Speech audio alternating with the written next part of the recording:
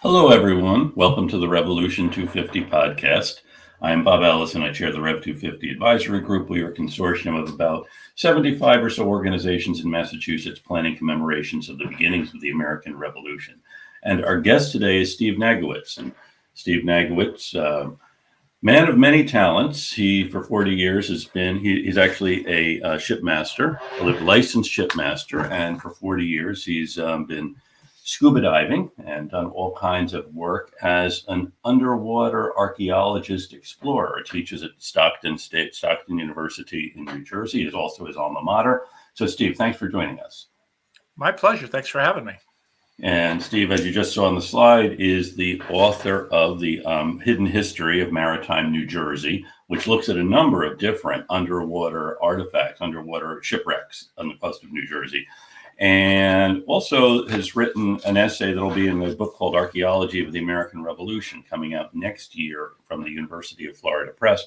And that's what we're going to talk about today. Actually, this really exciting series of events that happened in southern New Jersey near Egg Harbor, the Battle of Chestnut Point, and other things. So, Steve, can you tell us first how you got interested, how you found out about the Battle of Chestnut Point, and then we can talk about what happened.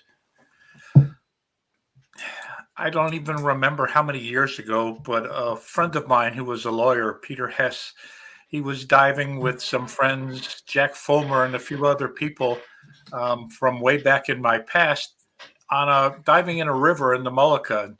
It was, they said, an old shipwreck, and they found an old cannon and anchor on it. And that was my first exposure to not only the Revolutionary War kind of shipwrecks, but diving in a mucky river in 10, 15 feet of water when I had to measure the length of my knuckles on my hand to measure what the wreck was. Wow. Size-wise, because the visibility was so poor. But it was exciting for me as a relatively new and young diver to dive into history. And it was one of the reasons I got into scuba diving. Was when I dove my first shipwreck, I was hooked on the history. I wanted to know how it got there, what happened, did people die? The idea of treasure never entered into my mind until I started doing research and finding that some of them probably had things on board that were valuable. But it was the history of all the wrecks that I was fascinated with and would ultimately lead to the book. But with Stockton, I had the capability with their technology and boats to do the archaeology on the Battle of Chestnut Neck, which was a pivotal battle of private captains, not unlike me, who volunteered their time and their boat to hijack ships to supply Washington's army. Washington relied on the sale of private goods, captured ships, to finance his campaign against the British. Without this stream of privateers, there probably wouldn't have been a revolution because a lot of the farmers quit their farms to become soldiers to battle the British. But they still wanted to be paid, and money had to come from somewhere. Right. And these privateers operating in the area around Egg Harbor were actually very successful. They seemed to be very good at it and great, creating a great supply line for the Continental Army. And the British knew that too. Its citizens in New York City were complaining that they weren't getting the goods that they ordered because the ships would be hijacked on their way up from Philadelphia and point south. And it got to, not unlike today's economy where, COVID and a few other things slowed the stream of shipping, and people were complaining we weren't getting what we wanted or what we ordered. So General Clinton in New York, who had succeeded General Howe, sent a fleet of British ships and 200 or 300 British Marines and loyalists to destroy this privateer base at Chestnut Neck, which is just inland of Little Egg Inlet, Little Egg Bay. It's a fairly insignificant river in New Jersey, but historically, for the Revolutionary War, it was the conduit for the privateers to ship those captured supplies up the river, Mhm. across the state to Washington's army, either in the Philadelphia area or Morristown. Mhm. It's amazing. Do we know anything, by Steve, about these guys? I mean, who the captains were? We know who some of the captains were in some of the ships. One of the more prominent ones was Captain Richard Summers. And Hmm. Summers Point, New Jersey, is named for him. He ultimately died overseas in other battles, but the sons and daughters of the American Revolution, as your listeners all Hmm. know, trace their ancestry back to those time periods. Right. And a lot of them have told me stories about the local captains, and they've showed me some of the Hmm. documentation passed down through families. So you can see the day-to-day life, even to the point of a man who died, or his wife died and remarried, and it was Hmm. correspondence, personal Yeah. correspondence, jockeying for position as to where the wives would be buried Right. next to Yeah. their Yeah. husbands. The personal Wow. information that all families have, but it Right. was unique to the fact that this was taking place as we battled the British in Hmm. Yeah. 1777, 1778. Yeah. Yeah. So General Clinton knows about this nest of privateers in Chestnut Neck. So he does send this force. Did the folks in Chestnut Neck have any inkling that the British were on their way to attack? And what would the British have found? How many ships would have been there? I mean, how many had they taken? Documents say they sent 10 ships, including their Hmm. newest, the HMS Zebra, which was a fully outfitted warship with cannon and troops, and a bunch of smaller sailing ships and barges that carried the complement of soldiers they needed to take over the fort. Hmm. They were there to stop these privateers, capture the supplies, and in the meantime, as they Hmm. went through the imagine I take a step back, and if any of you have ever sailed, you know that a sailing ship just doesn't move left or right easily, and you have to tack. Now Hmm. imagine you're in a river that's maybe only Right. a couple of 100 feet across, Hmm. difficult to navigate. So Yeah. British spies in New York for General Washington had told them they were coming. The people in Chestnut Neck absolutely knew the British were coming for a week. They Hmm. took everything of value, shipped it up the Mullica to Batstow and points Hmm. inland so the British couldn't get it. So essentially, when the British came, they destroyed their own ships in the harbor Hmm. and they burned the town. But the buildings were made out of wood. Within a Yeah. month, they were back in business. Right. Yeah. Yeah. Never again as powerful, but it was one of the biggest supply chains at that time during the Right. Revolutionary War.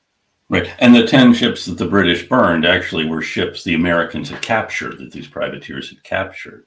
Is that right? Sure, they were British ships, they were French ships, there were some Hmm. Spanish.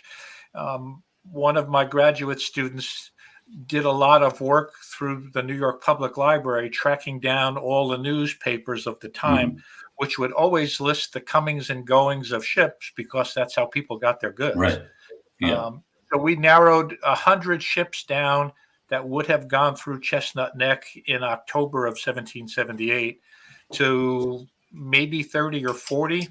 And out Hmm. of those 30 or 40, there are 10 shipwrecks, of which we've found 4 so far. The rest are probably buried as the Hmm. river and tidal currents move that mud back and forth. But the names will elude us because the shipwrecks that are there are basically the last 2 or 3 feet of a wooden ship that's been burned and covered Hmm. over by 250 years of river.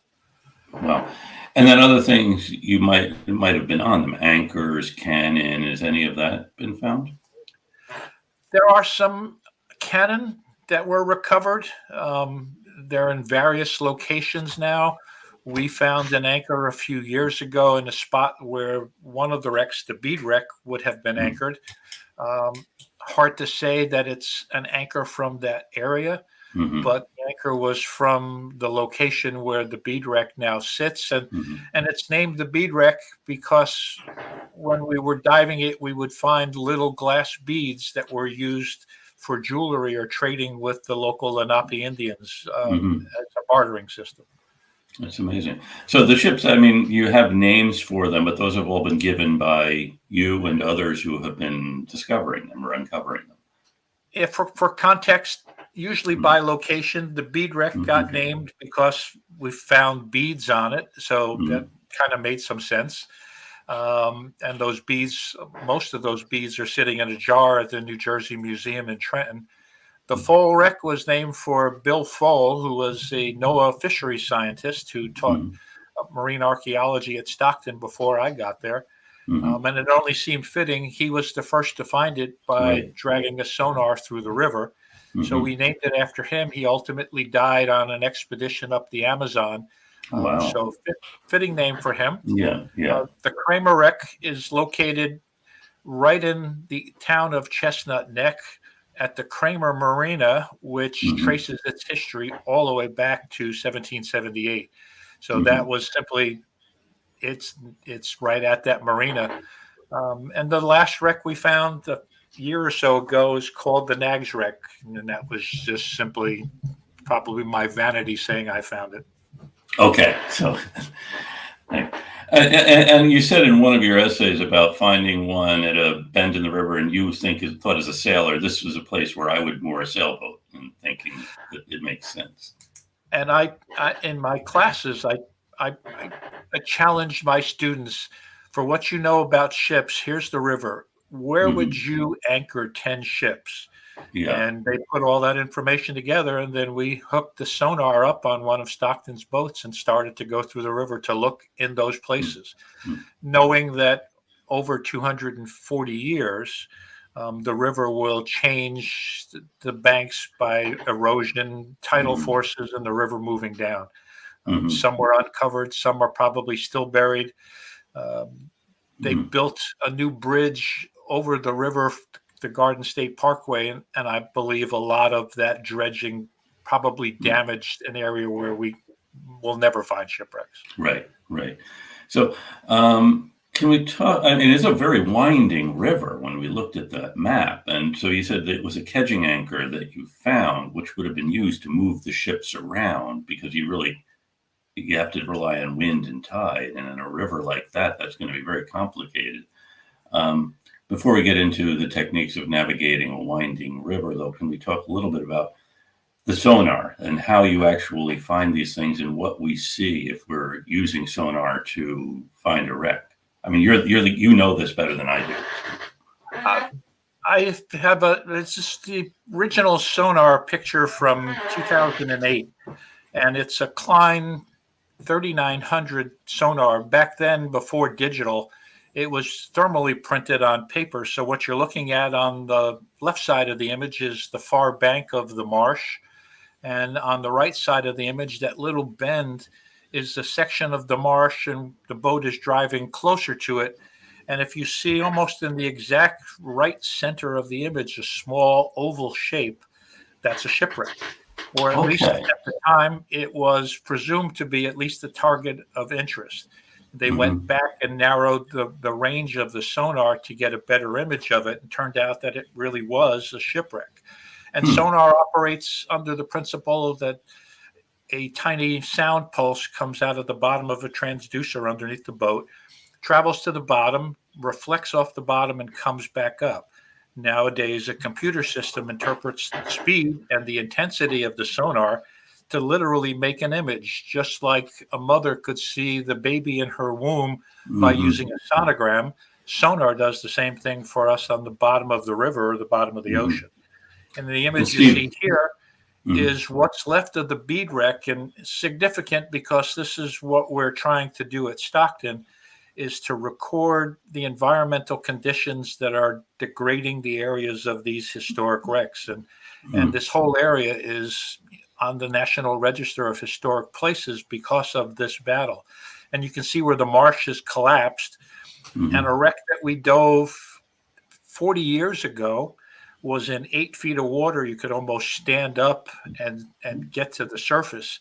Now it's sitting at 45 feet and will eventually fall into the bottom of the river, totally disarticulate itself more than it is in that image, and be gone forever. Well, how deep is the river, Steve? The spot where that is, it gets down to about 60 feet. And a lot of that was the borrow pit to build the supports for the bridge. So the Amazing. river itself is probably in the area that we're working, maybe 20 to 30 feet deep. And the rest of the river, as it gets up towards Batstow, which is a major furnace back in the Mm-hmm. Revolutionary War for iron products, it gets real shallow in 5 to 10 feet. Mm. We're talking with Steve Nagowitz, who is an underwater archaeologist, licensed shipmaster, author of Hidden History of Maritime New Jersey, as well as an essay about um, the Battle of Chestnut Point and the Crosswick Creek and the role in the role of these places in the American Revolution, and looking at southern New Jersey as a haven for privateers and what's been done to uncover these wrecks of these um, British vessels, which the privateers of Chestnut Point had captured in 1778. And so so the dark areas in the image. That is the bottom of the river, or is that something else? This is a different type of sonar called Okay. multi-beam. So instead of side scan, which pushes one pulse out, frequently, this one does many beams, so it gives you a relief picture, bathymetry. So you get to Mm, see the height and depth I see. by the colors. And this is the keel of what would have been a 70 to perhaps 90-foot two-masted schooner. And you're seeing in the bright orange the shallowest water, and the deepest water is the darker blue and navies. Mm-hmm. Um, this you In a better image, you'll see the ribs or the timbers that form the frame of the ship and some of the planks.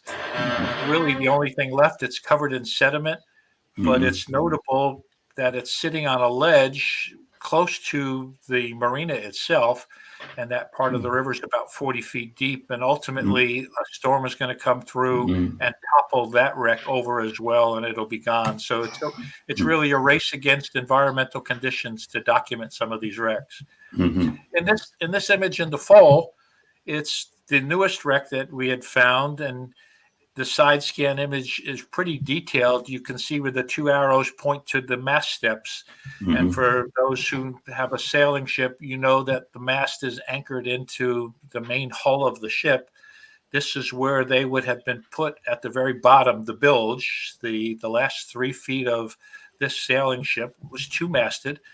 The image, if it could be enlarged, would literally show the ceiling planks of the bottom of the ship and a lot of where the cargo would have wound out. And you kind of can see the shadow off to the right of the shipwreck. It looks like a Mm-hmm. little sawtooth image. And those are the frames, the Oh, ribs of the wow. foundation of the ship. Not that much Wow. different than the 2x4s that hold up the walls of our homes. These Mm-hmm. were the ribs that the inside and the outside of the wood would be for the ship's hull. And a Mm-hmm. picture from the American Museum of Natural History shows what a typical two-masted Right. sloop would be. Right. These were merchant ships, cargo ships. Mm-hmm. They maybe carried one or two guns. The Yeah. privateers knew that. Mm-hmm. They weren't going to lose their lives over goods, clothing and things like that. Right. So they would surrender. The privateers would tow them back to Chestnut Neck, and Mm-hmm. they would take everything of value off, sell the ships in auction, sell the cargo in auction for cash. What supplies Washington needed would be transported overland up the river. Mm-hmm. The rest of it would have been sold for money, and that money would have been used to pay Washington's troops. Amazing. So if we think about other ships we know about from the period, the Diana, the Gaspee, I mean, it is the same model, this two-masted sailing vessel, probably the same size. It gives us a real sense of how big these wrecks are. I think, don't you have a video of this wreck itself that we could take a look at, Steve? We do. It's probably a Oh, here multi-beam we image. go. Here we go. So this is the area that the wreck sits. You can see the jagged shapes are what's left of the frames, or the Mm-hmm. wooden timbers, the ribs, most people will call them. The inside of the ship is really, if you have a boat and you've ever had to go below to check the water Mm-hmm. level of the bilge, or Mm-hmm. you drop something, this is the very bottom of the ship, the only thing that's Mm-hmm. left. Mm-hmm. That center line is the keel on the inside of the ship. Mm-hmm. And we are trying to put together the history of a ship from very little that's left. Right. And some subsequent dives that we've made over the last couple of years have produced some pretty interesting artifacts that, are remnants of the Revolutionary War. So that in and of itself, historic.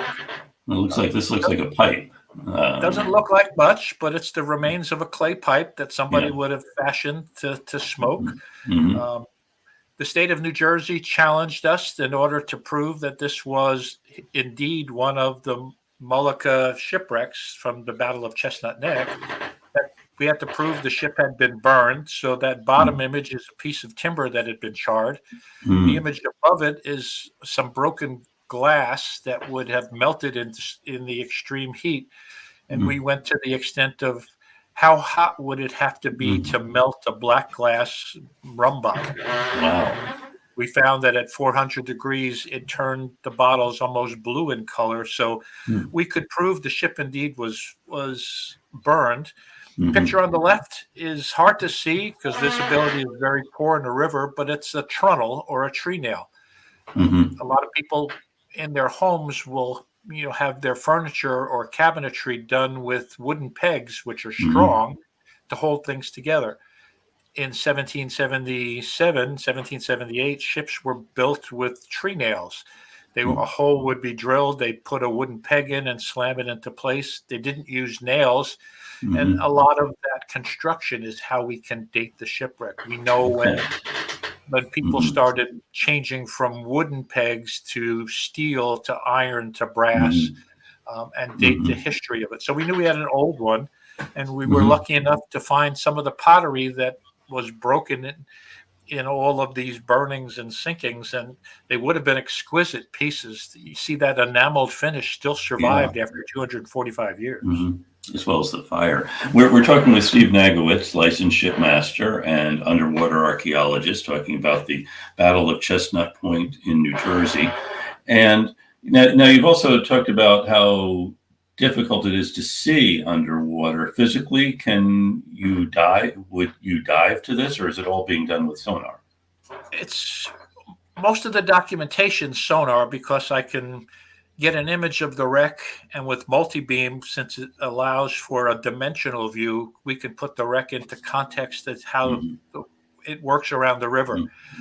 There's a slide, take a slide called the EdgeTech Bathy. Could you bring that up? What you're looking at is a multi-beam image of the section of the river that we found some shipwrecks. And the colors indicate the depth of the water. It also indicates where the water's traveling and how it moves throughout the river. And rivers are like a living thing. Water is coming in from the ocean at the inlet side, and it's coming downstream from the river inland New Jersey. And that back and forth motion is changing the marsh on both sides. We believe that a lot of these shipwrecks have been covered up over the years, and some of them, like the newer wreck, has just been uncovered. So we're finding things that the river buries itself over time. But if you look at the image, the shipwreck, the newer one, is in the lower part, the orange section of the picture closest to the bottom of the screen, and the full wreck is a bright orange oval on the opposite side of that. You can see that there's a deep channel and the rest of it gets shallow. And that's just the ebb and flow of currents in the river. How deep are the tides? How much kind of a fluctuation is there in the tides, Steve?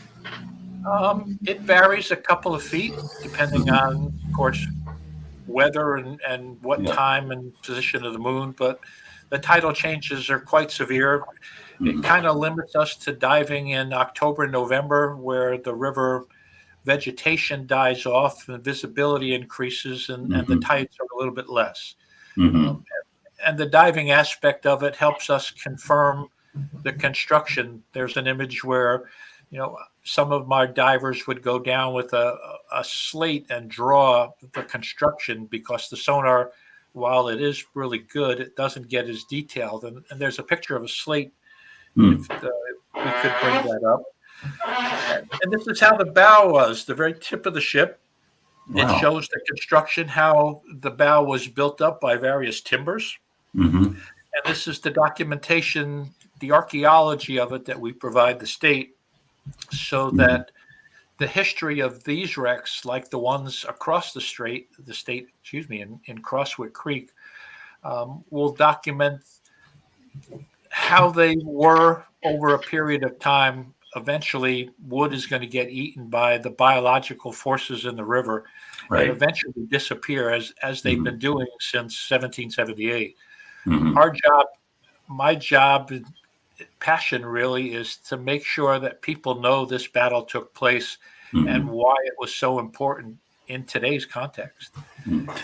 That if it didn't happen, we might be drinking tea instead of coffee. That's very true.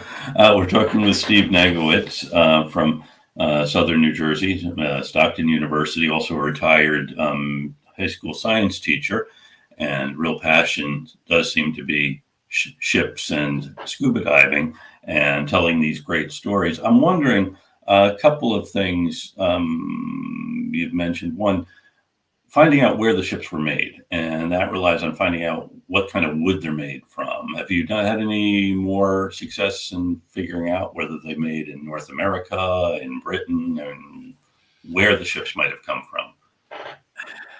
We thought we had a really smart idea. We took a piece of timber, really thick piece from the wreck, and sent it down to University of Florida, who did an analysis on, and told us what I probably already knew but didn't really want to hear, was that it was made of oak and it was made of cedar. So it could have been made up in New England, and it could have been made in England. Right. Yeah.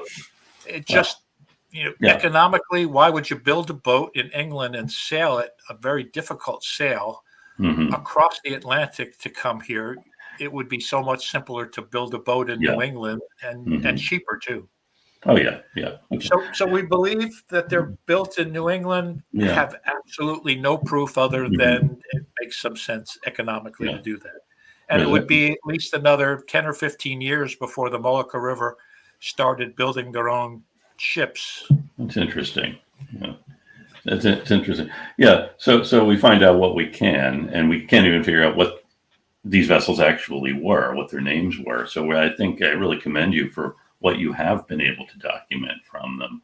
Another thing that you've mentioned is that fish find these shipwrecks really useful places to hang out, and thus fishermen also. Has there been much damage to them you can detect either through fish or through people fishing, just because this is a good spot to catch fish because the fish congregate around an object like this? If you bring up that comparison diagram for me. Jonathan's doing a great job handling the slides too. It's the picture of the full wreck with the sailing ship inset. And I can answer that question by saying in the side scan image, we actually see schools of fish on that particular shipwreck. In terms of what you asked for damage, it's a new shipwreck for us.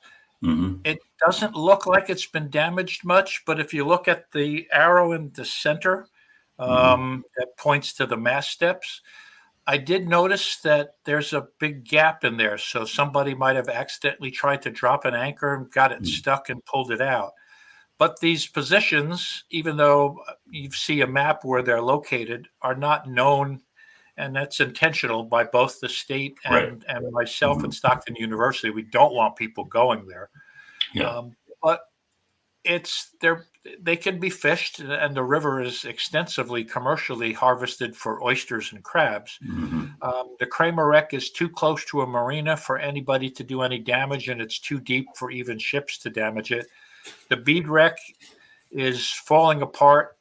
It doesn't even hold fish anymore. And the other wrecks probably are so buried that it will be a while before they get uncovered. So the simple answer is I haven't seen much in the way of damage. The fall has some damage on the inside of the ship that's consistent with somebody who got an anchor stuck. But at the same time, when we dove that spot to see the damage, we found that spot was probably where an old galley was, because we recovered some red fire brick.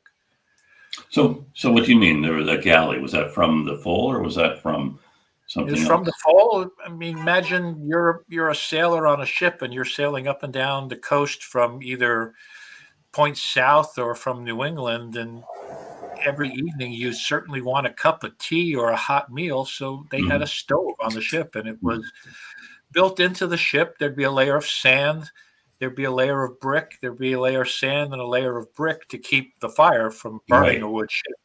But it was a way to make a hot meal, and a lot of ships have them. And you go back to the really only extensive archaeology was the privateer defense up in New England, which Mhm. really did show what a stove would look like and where it would be on a ship. And you wouldn't Interesting. think, well, having a flame on a ship's a bad thing, but they knew that too, and they were pretty Yeah. smart at the time. Sure. Even though we Sure. look at 200 Yeah. years ago and saying, how smart can you really be? They were. Right. Wow. It is amazing. Well, they learned.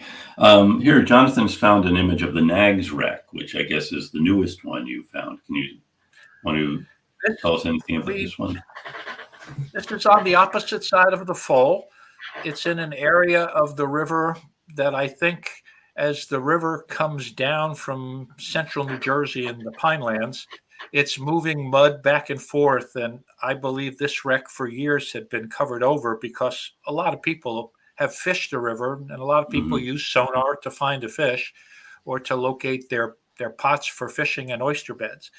And nobody had seen this before. And it was only until a year or so ago that when I asked my students, where would you put ships at anchor? This Hmm. spot of the river was the favorite place of almost all of them, yet we didn't find anything there until a few years ago. And this is the remnants of that ship. And, we haven't dived it yet because it's kind of murky. Um, Hmm. it does look relatively old. I don't think it's somebody's Chris Craft that has some Chevy big block engine on there. But after dragging a magnetometer, we did find a great impact in some kind of iron that was there. So perhaps an anchor or hopefully a Hmm. cannon. Wow, amazing. We're talking some more images of the Nags wreck and your namesake in the river. Um, it's amazing. My How wife deep says are these? my wife says it's my conceit. It's only about 10 or 12 feet in parts of it, and then the other Mm, part of it is in 30 some feet, and they're mm, separated. We did put a couple of friends of mine on the wreck once, and in visibility that's measured in mm, inches, they mm, were probably a few feet away and never really got to see it. So we'll be going wow. back this October, Mm, November mm, to try and make an attempt. I believe mm, it's probably an old work barge mhm. that would make some sense. Imagine you have 10 ships at anchor and you're Yeah. taking goods from them all the time, or you're disassembling Mm, them to send them to mm, auction. You would need a mm, platform to work on. And this makes a lot of sense, mhm, that it would be that. And mhm. talking to the people who have lived there all their lives and traced their ancestry back, no one ever has said that they've lost their own personal boat there. Yeah, yeah, yeah. So we believe it's Wow. part of the 10 that Mm, were in Chestnut Neck, Molucca River. it's amazing.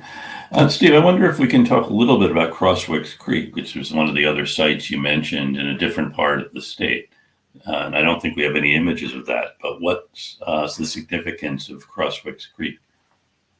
It's the opposite end of the state's version of the Molucca River, and honestly, the Molucca is close to Stockton University, so it's a Okay.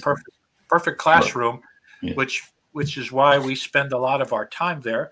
But in working with Monmouth University and one of their graduate students, Jacqueline Fisher, we documented that site. It's also on the National Register of Historic Places. Mm, The colonial forces brought all their ships into the river to protect them from the British coming. They mhm, sank them in place, and we found one specific shipwreck that's buried in the mud that has very similar construction to the Molucca wrecks. No big surprise. The boats are yeah. probably all made very similar, just made some sense to do that. Mhm, But the images are less than spectacular, but they will also be part of the documentation of that particular battle and the overall part of the use of privateers and supplying mm, uh, Washington's army with goods and services as well as cash. And that will be the Mhm. chapter in the next book on the history of the Revolutionary War. So this is the It's archaeology of the American Revolution book, or is this it yet to be is. written? Good, good. So with that book, we're filling in the absence of not really including the Crosswick Creeks part. And honestly, Mullica it's close to home, so it's easier, Right. and to Yeah. travel across the across the Mm. state to see Yeah. a wreck in 2 feet of water, and sometimes at Mm. low tide you can literally walk to it. Wow. We just want to document the site so that the state has it on record that this is what Mm. it looks like, this is how it's degrading, because that Mm. information is important to all archaeologists to see how time and river will Mm. Mm. destroy a shipwreck or at least change it. It's amazing. Must be great for you and your students actually physically to be able to go and do this and get this hands-on connection with the wrecks. They love it until they get onto the river and meet the greenheads, Ah, yeah. which are imagine a bee and a mosquito put Yeah. together and give them a really bad attitude, and it's horrible. But they love the fact that they're contributing to history, and it's Yeah. something more than just listening to a lecture in class. That's And we that's don't right. we Right. don't do it as often as we'd like, Mm-hmm. only because I can't put 30 students on a boat. But we Mm-hmm. can take the really interested ones who maybe want to do this as a career or Mm-hmm. really want to help to document it on smaller vessels. And I teach them how to use the sonar, why it's important. And a lot Mm-hmm. of them have gone on to jobs working for NOAA and the Army Mm-hmm. Corps of Engineers doing this kind of work across the state, which, Mm-hmm. makes me happy to see that other people pick up the passion. Right. And just speaking of NOAA, you're also the co-author of the Robert J. Walker, The History and Archaeology of a U.S. Coast Survey Steamship. And that's a tremendous story, too, about the Walker that was a part of the whole mapping of the coast and the Gulf Stream and all the Walker had an unfortunate end, but you were able to work with the wreck. It is. I've been fortunate to be able to work on most of the historic wrecks in New Jersey, and Mm-hmm. as much by chance as it is designed. But the Walker was one of the early ships that actually produced the first charts of the U.S. coastline, Yeah. and Thomas Jefferson realized early on that the only way this country was going to survive was to make its own nautical charts so Mm-hmm. that people knew how to sail here. I mean, you look at the coastline, and what got me interested in shipwrecks were the thousands, literally thousands of shipwrecks that have been sunk off the coast, not only of New Jersey, but New England, North Carolina, down to Florida, Mm-hmm. simply because people didn't know the waters and got stuck in a storm. Mm-hmm. So these charts were a plus, and the Walker was part of it. It was one of the only coast survey ships to sink with private citizens on board.